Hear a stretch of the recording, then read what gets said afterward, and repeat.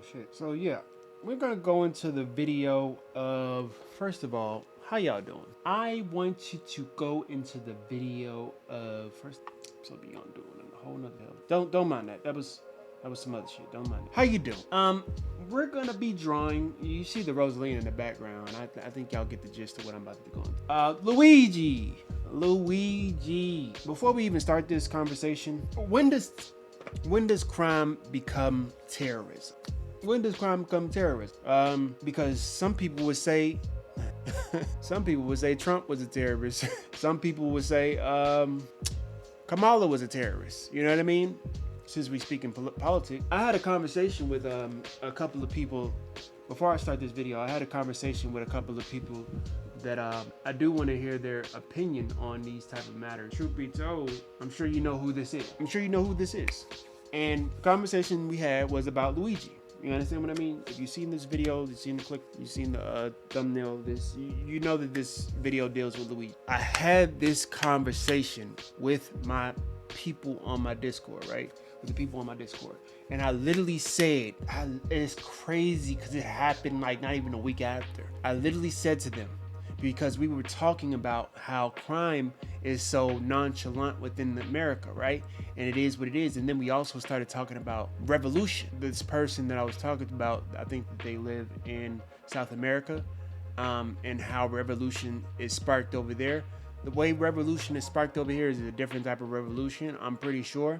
But it also comes with bloodshed. That's what most revolutions come with, bloodshed. Whether it be right or wrong, it's a period of a point where people see that there's nothing else needs to be said because y'all are not getting it. And it's kind of like the people at work. It's like your boss at work, your supervisor at work, and you ain't gonna do nothing. You don't want to lose your job. That's how some of these CEOs thought that what it is. You're not gonna do nothing. You don't want to lose your citizenship. You don't want to lose your freedom. You don't want to lose your life because we will kill you. We have been slowly killing you. You know what I mean? Which is fucked up, but it's like, that's how Luigi felt. Luigi had a good background. You understand what I mean? I say good background. He had better than most. Let me say that. Better than most, okay? He went to a prominent school. $40K per year when it comes to, I think this, how much the school they asked for. Basically, could have been a lawyer. Could have been a fucking doctorate. Nurse, I mean, doctor. He was very well spoken, very knowledgeable. He was damn near an activist on Twitter. Did not matter because guess what? He read a manifesto of how his mother was suffering due to healthcare issues and how it affects. I'm gonna say this. I'm gonna sound fucked up when I say this, but it goes back to, let me say this first. Black American people have always been feeling this type of issue, but even when we go on our tirade of martyrism, i.e. the real Black Lives Matter that happened in Missouri after Mike Brown was shot, and not that bullshit that they had, the BLM, as they basically made money from white people being sympathetic and empathetic towards black people, pandering towards black people and just giving money.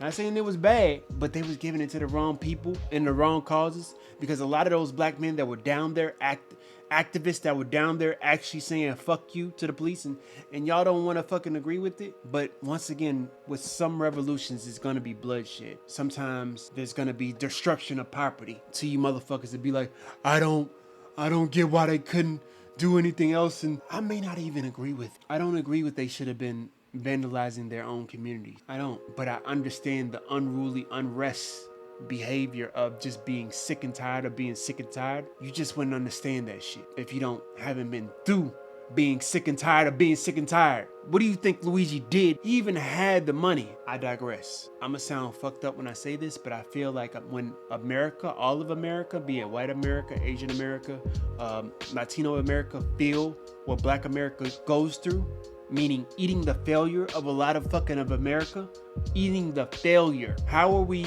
less than 13% of the fucking country? You understand what I mean? And we take up 37% of the prison system. What? What? 37% of our population is in the prison system. So we just predominantly just fucked up, which is, you might as well just say that, right? Meanwhile, the rehabilitation programs that they put in place for us don't do nothing to help us. And then most of the times, when you talk about rehabilitation, they had to actually do something wrong.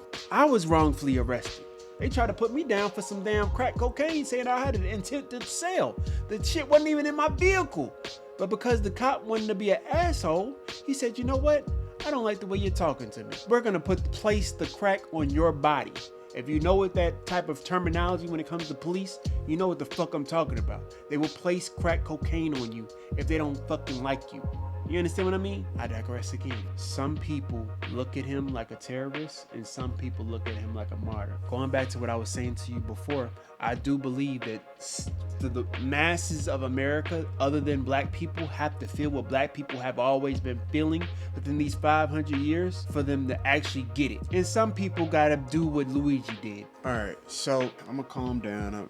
I'm trying to be calm with this whole topic, but it's, as you can see, I'm passionate about this. The main thing I wanted to say is this. There's this quote, and I'm sure you heard me say it before, but the quote that I got it from was this lady that you're about to see, and you'll see her explain her feelings and her sentiments on this. Now, at the time, we were going through the whole Trump thing where it was like a whole bunch of basically Mexican immigrants being led into the country, right? But a lot of those Mexican immigrants was being put as the priority when we already have homeless people here. They were also not worrying about the homeless people that were here. A lot of those homeless people were black people. Now, I'm not gonna hold you. I believe in this sentiment of once all of America eats the failure that we have been eating for over 500 years, then you will have a revolution, for lack of better words. A revolution. Like, I really do believe that. I think that once all of us eat the failure that we so-called feel is like equality, let's just be honest. If we were all doing good, none of this shit would be fucking, it's like that's a perfect land. That doesn't exist. We cannot all be making $1 billion. But what we can do is sustain each other. And sometimes with sustaining each other, you can't do the lavish, extravagant things that you would like to do. If we all live that fucking American black life, the usual American black life, the 37% of being in jail black life, then you will understand revolution. Then I can see revolution coming. May not sound right, may sound crass, may not even be politically correct. Shit, I don't even give a fuck if motherfuckers that look like me don't agree with me. But I do know one thing. Motherfuckers that be professing equality don't really be about that shit if they don't understand how that is true. You don't really be about it because America has made you into a product of consumption, which is cool, but own that shit, you know what I mean? Own that shit, you know what I mean? Even myself, like, I understand if I had to sacrifice what I already have, which is not a lot. If I had to sacrifice what I already have, you would see a different type of nigga. I'm gonna just be honest with you, because everybody with their back against the wall do things. Luigi. Everybody with their back against the fucking wall do things that they didn't think that they would do. I'm gonna let Miss Carnell speak, but like I said before, I got this sentiment from her. You can have an immigration policy, I'll say again, that sends people home, that doesn't sentence them to death.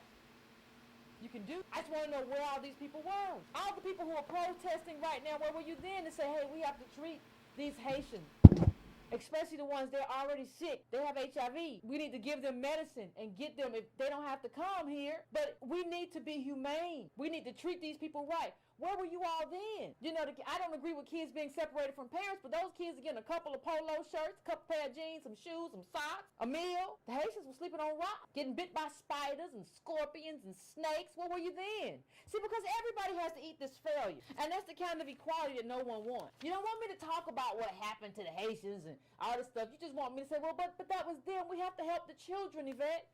No. Everybody has to eat this, because what's even happened internally in this country is that internally it's just us. So we eat the failure, and you say I think it's awful what's happening to you. Well, see, now, it wouldn't be happening to me if white women and Asian men and everybody was getting arrested like black men. It wouldn't happen to me, because that's what you need for solidarity. We all talk about solidarity. Well, everybody needs to eat the failure. If everybody had to live like black American DOS live in this country, we have a revolution. We don't have a revolution because the failure is relegated to our communities. I need y'all all to eat it. I need everybody to go to jail more. I need more white women. I need more white men. I need everybody to go to jail more.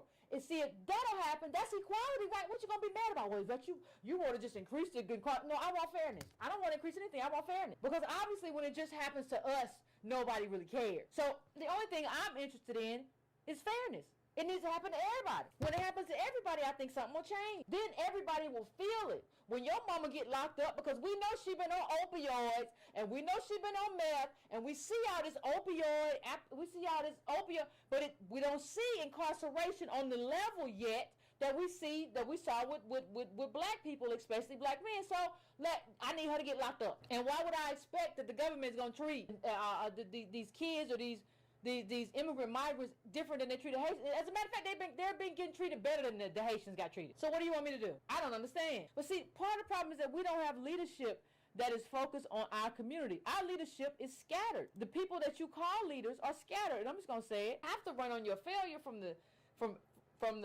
plant that kill people and cause cancer that we put in your neighborhood, liquor stores, payday loans, bank fees. We run, this country runs on our failure, and nobody wants to change that. So what I need the failure to be spread out. I need for other people other than us to eat this failure. I'm tired of eating. So I'm not just gonna say, well, they at least showed up for us at the protest. And they did a petition. Yeah, they do a petition, but in New York, they still don't want your kids. They don't want no little black kids in their school, right? So they'll show up and be like, we're with you. But then when it comes time to be like, hey, I want to bring my kids to my school's film. No, that's not, no. No, you know, but so you want me to have to fail in schools. Because when somebody doesn't want you to go to their school, they're telling you, I want you to eat that failure. I'll stand with you. I'll go to a protest with you. I will pretend that I have empathy for you, but when it comes down to brass tacks, I want you to eat that failure. That's what they're telling you. But we get so caught up in emotion when we see people at these protests with us, and they be on TV, on CNN, expressing solidarity with us. We get so excited as if it means anything. They still want their kid to benefit more than our kids benefit. They still want all the failure to be over here. That's our community, and they want to eat all the fruit. You have to at some point say, black people, at some point you have to say, we're not going to eat all the failure. We got to spread this failure out. And it ain't going to be, well, we're working to end incarceration in your community. No. Forget working to end right now. Spread it out. Because the quickest way to end all this stuff is to spread it out. Everybody got to eat it. At the point everybody eats shit, nobody want to eat shit. So then we can move forward in a way that matters. Nobody really wants to do it if you're the only ones eating it. Nobody really wants to do it if they eat filet mignon and it's just you. So you over there eating mud, and they eating filet mignon, they can say it's awful that you eat mud. I feel so bad I'm going to advocate. I'm going to go and see the mayor about this mud you're eating. Yeah, it's easy to say all that, but you got filet mignon. I got to put some mud on your plate in order for this to work. I just don't see any other way it works. So that was Yvette Carnell. She is one of the head people, her and Tone Talks. I even followed back when Jeremy from Prong was also doing his videos with her. And if you don't respect that, I mean, I feel like your whole perspective is whack. Because it's like, I think the young people that come into the game with this ideal of equality in America, it's very based off of empathy rather than the reality of things. Because when you see it, history repeating itself multiple times, as I have, being black in America, if you do your research, I think that another thing is that, people are erasing the history of what has happened. And if you don't know the history, then you just definitely destined to keep repeating the same shit. But going back to Luigi, basically, Luigi, I'm not going to hold you. And shit, maybe Yvette Carnell might not even agree with me, but this is revolutionary for him to do this. It's bloodshed. The background of Luigi. He didn't have to do this. He could just say, you know what? I'm going to spend the rest of my money to figure out what the fuck I'm going to do to just tough it out, grind it out. I don't want to be bothered with with the government. I'm scared. He ain't even got no family. He ain't got no kids. I mean, he has family, but he doesn't have kids like his own family. He was strictly focused on the mission. You understand what I mean? And I know niggas that's my age that's on that type of time, like activists that I showed earlier, and they were murked. They were fucking blacked out. They were sketched out. And you probably never seen those faces before. But those were the real Black Lives Matter activists. Not that bullshit that you see, them painting your town in multiple colors, them actually pushing out. They moved the movement into another conversation rather than having it in the conversation that it was at, right? And some people would say, let them get their money. That lady got her money. She spent $2 million here, $2 million there. Some on friends, some on family. Some people that work for the Black Lives Matter chapters still haven't gotten paid. So again, Luigi, what he did was revolutionary. I'm gonna just be honest with you. Maybe he had some other motives, But when I read the manifesto, the part basically about his mother and the healthcare system and the bullets, I said, oh, this nigga wasn't playing. This nigga was not playing. This nigga was not fucking playing. And it kind of like let me know that when's the last time you seen some shit like that? When's the last time you seen some shit like that? Because even the shit with the President Trump getting killed, it was almost like a meme. Nobody took it serious. Niggas was talking about how, oh damn, he missed. That was the joke going around. He missed, right? That was the joke. Nobody was really talking that real shit about what was the real mission, because it wasn't no fucking real mission. Some people to this day think that was a whole fucking conspiracy theory, because of they think that basically he was playing it to basically make it seem as though somebody tried to murk him out to focus our minds on different shit. There's so many conspiracy theories in the black neighborhood. I mean, the black community. Let's just talk about it right there. But what Magione did wasn't and isn't right, but I understand. I'll say that. I understand. There's gonna be people, mainly white people, a lot of white people. There's gonna be some black people that just can't comprehend why you would do something good, like on some Robin Hood shit, why you would do something bad and do it for a good result. You know what I mean? Because all bad is wrong, and that's what they learn in their schools.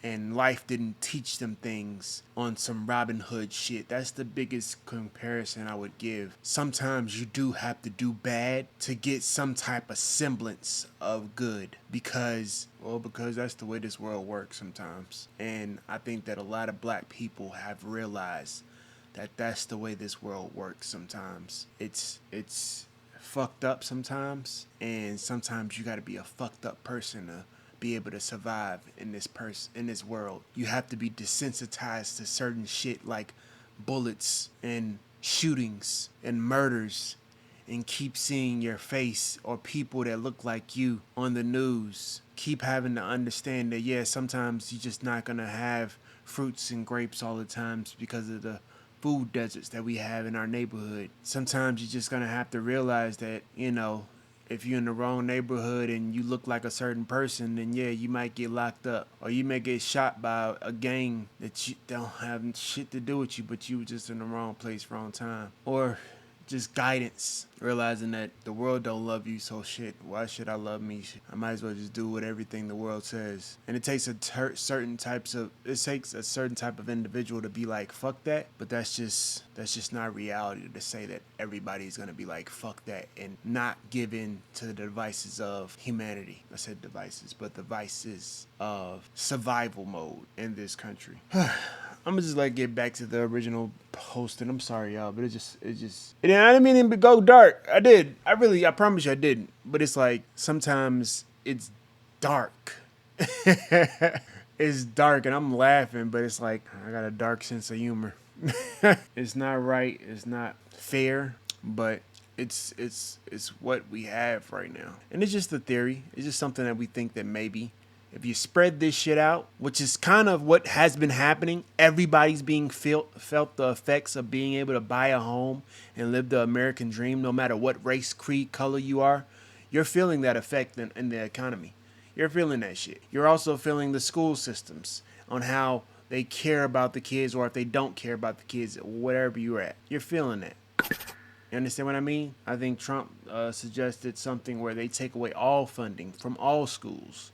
And yes, it would harm black children predominantly in certain aspects, but I promise you, when a lot of other children that don't look like me, that don't look like when I was a kid, that don't look black or brown, I'll even include brown people, because they right above us when it comes to this shit. But when a lot of kids feel what we feel, then you'll have actually people put inside certain policies, certain laws to be had, certain conversations that will be had. Because right now, when it's only just us eating the failure, you gotta eat the failure. You gotta eat the failure as a black person. I mean, you can rush yourself out of the mud, for lack of better words. You can get it out the mud, but who the fuck want to get out the mud in the first place, man? Who want to be in the mud in the first place, dog? You understand what I mean? You got white people trying to take on that term, talking about, I got out the mud. Why you in the mud in the first place, dog, in this fucking first class ass country? Are you serious, man? Like, we living in a first world nation type, like, fuck out of here, man. You got third world communities in a first world fucking country. Fuck out of here, man. But that's my views on that too. I'm gonna pick up my pen because I'm getting too passionate. I'm getting too passionate because I'm supposed to be drawing Rosalina's because they call it buet. But yeah, they're now understanding why you shouldn't do certain shit. Now you got motherfuckers talking about they got CEOs being scared and be like, hey, I'm not like them guys. They not like us. But it's like I was going back to the conversation I had.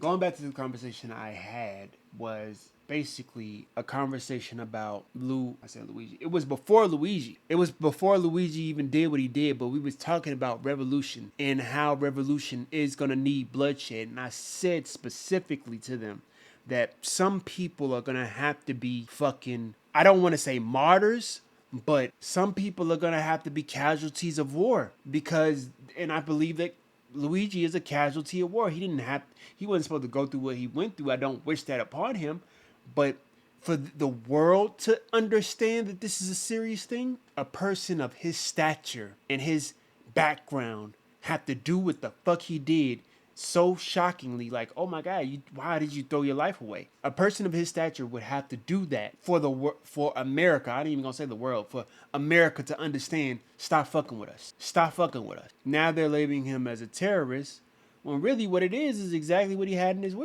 prescriptions. It was the fucking prescription. They fucked around and found out that maybe they shouldn't treat human beings that they fucking market towards as fucking just straight up numbers and not give a fuck. They did the whole painkiller shit, and I think that's what his mother was going through because she couldn't afford the painkillers every month. He described it in his manifesto. But let me go ahead and I'm going on a tangent. Give me a United healthcare killer Luigi Mangione has been charged with terrorism. But why? And also, why are federal prosecutors also indicting and prosecuting Mangione? Well, a New York State grand jury indicted Mangione on multiple charges related to the December 4th, 2024 shooting death of United Healthcare CEO Brian Thompson.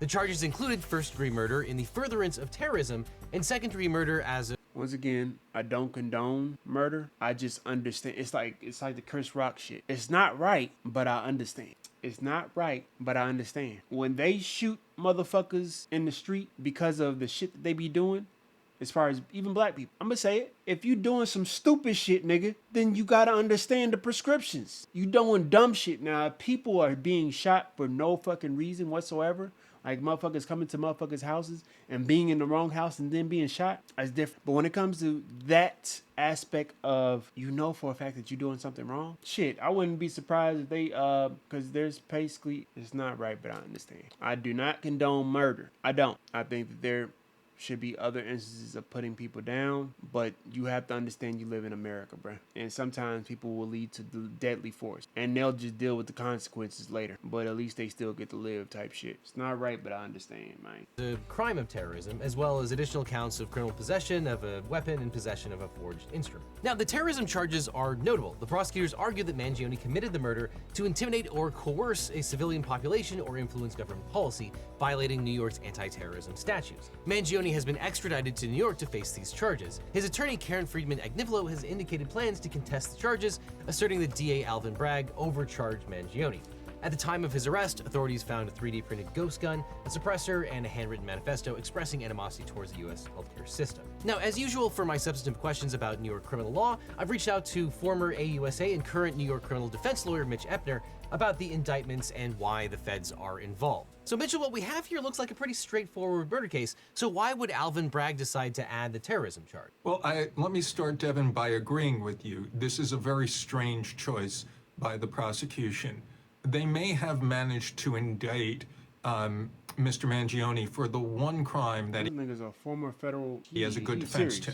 The reason for bringing a murder one charge, which is a very particular thing under New York law, as opposed to a murder two charge, is I think they want the headlines of saying that they charged him with murder one as opposed to murder two. And we can talk in a moment about what the substantive differences are between them. But the most basic difference in terms of if they get a conviction is if he is convicted of murder one under these circumstances, the required punishment will be life without the possibility of parole. Damn. Whereas if he's only convicted of murder Teach people a lesson not to do without it the again. special circumstances of terrorism, there would be the possibility that 20 years down the road, he would be eligible for parole. Yeah. Having said that, I cannot imagine a circumstance under which Mr. Mangione would be considered a good candidate for parole at any point in his life. Exactly. Is there any substantive difference between murder? They're gonna teach American people why you shouldn't do that. Once again, going back to revolution, meaning he did this, had to have been known that either he was gonna die in jail, die before he get to jail, or die in general as a human being because he was gonna be in jail anyway, and people will probably lose Murder all type 2 of and Murder who he 1 with the is. terrorism charge. Yeah, that's the big thing. There is a difference in penalty because if convicted of murder 1 on the basis of terrorism, then the penalty is required to be life without possibility of parole. Okay, and if Mangione is convicted of Murder 2 and was up for parole, do you think he would be continually denied? I think it's the latter. I think that if he is convicted on murder 2, there would, and he lives long enough to see his parole date, there would be a pro forma parole hearing 20 years from now, 30 years from now, and it would be like the early scenes in Shawshank Redemption where they just rubber stamped denied each time. What makes someone a good or bad candidate for parole? A bad candidate for parole is somebody who committed a crime of violence, check, who did it with malice aforethought, check, and who seemed to show no remorse, check. No matter what he does in the future, I cannot imagine a situation where a parole board would say this man, Luigi Mangione, appears to have understood that what he did was wrong, since he seems so clearly at this moment to believe that what he did was right. So what does the prosecution need to prove for Murder 1 with the terrorism aggravated factor on top of what they would normally need to show for murder in the second degree? So murder in the second degree is very simple. You intended to kill somebody. You did it intentionally, you didn't do it in self-defense.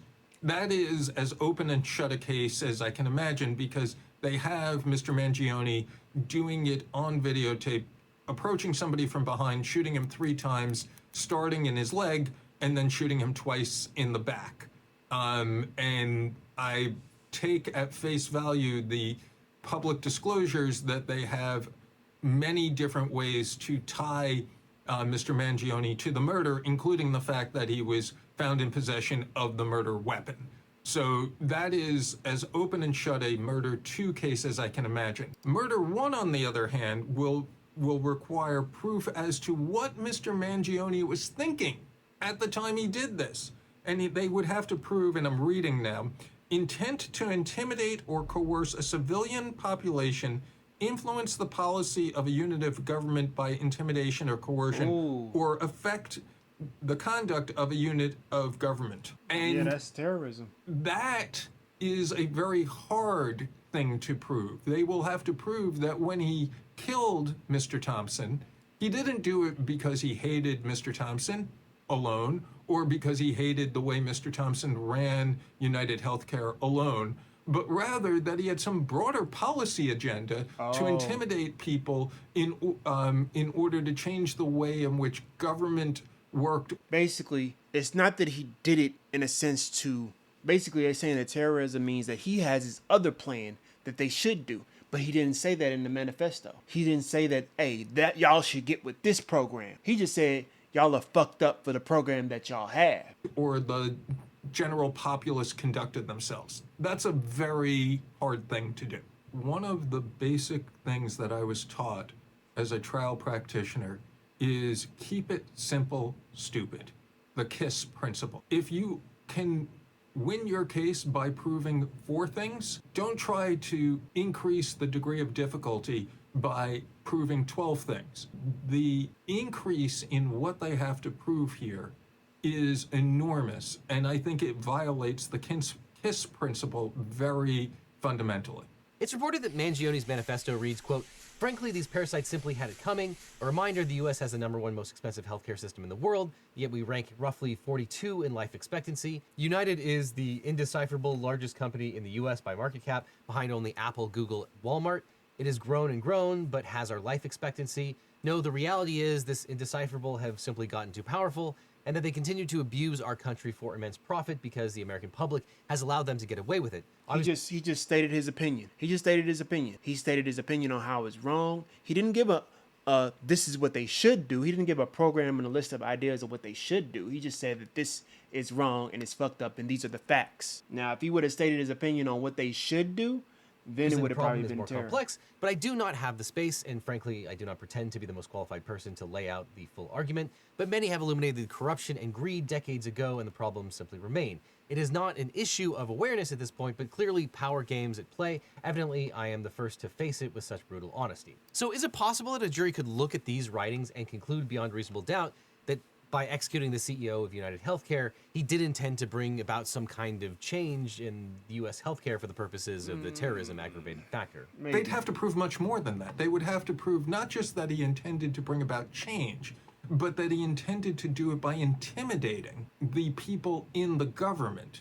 It's not enough to raise the issue and say, hey, here are the things that I think are bad about United Healthcare, why I'm deciding to kill this person. Yeah. But they essentially have to put the people in government in fear that if they don't act to make the changes that he's advocating, it's like a blackmail that they will get killed also. Yeah.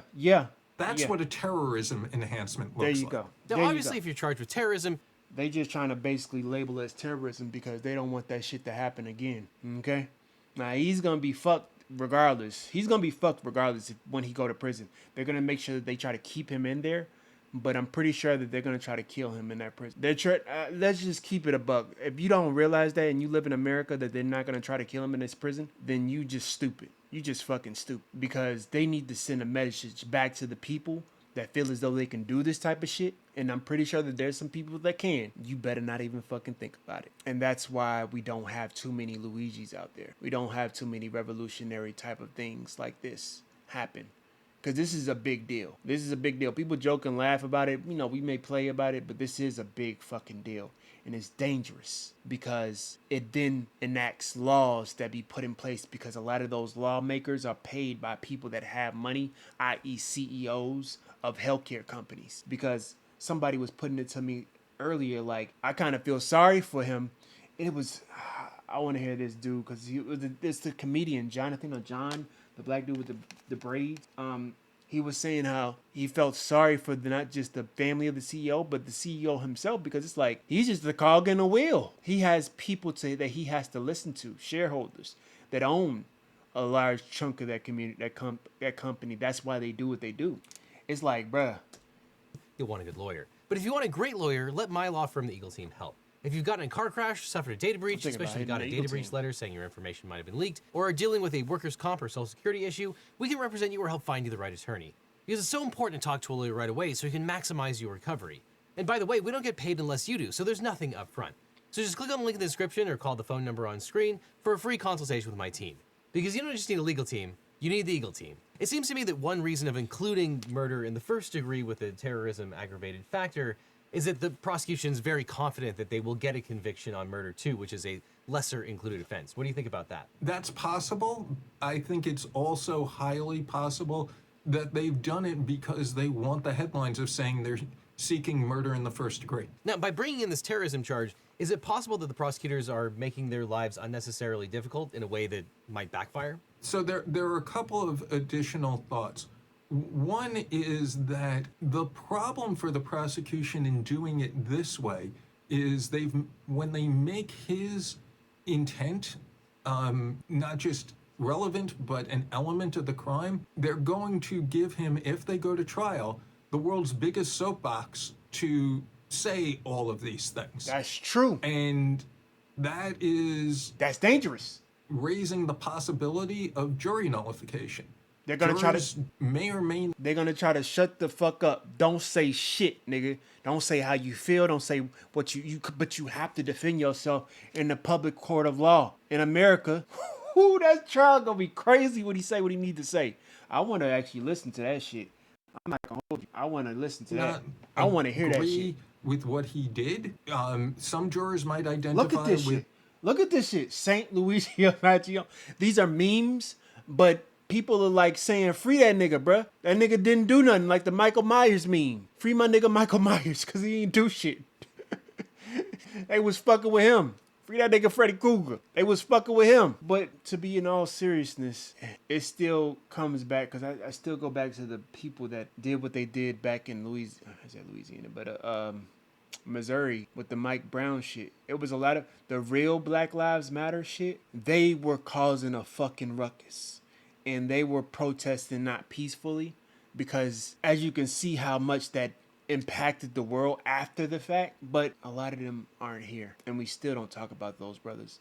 Dr. T. Hassan Johnson, I'm gonna probably post some of their faces and post some articles about how we don't hear a word about how their families are affected by that. You know what I mean? Shit, how Mike Brown's family was damn near paid to shut the fuck up and not say a word. You understand what I mean? How much does a fucking life cost? How much does $1 cost on some Kendrick Lamar shit? You feel me? It's like, damn, bro. Mr. Thompson, but some jurors might think that United Healthcare is a really awful organization and have sympathy with Mr. Mangione, or at least Mr. Mangione's grievances against United Healthcare. All of that could have been kept out of a Murder 2 trial, and all of that would have to come into a Murder 1 trial. And then the second thing is Mr. Mangione has as his attorney Karen Friedman Agnifilo, who is was a veteran of about 30 years in the Manhattan DA's office. She left relatively recently. She is as well-versed, well-connected, and well-experienced a lawyer as you're going to find. And I suspect that any good defense argument she will raise.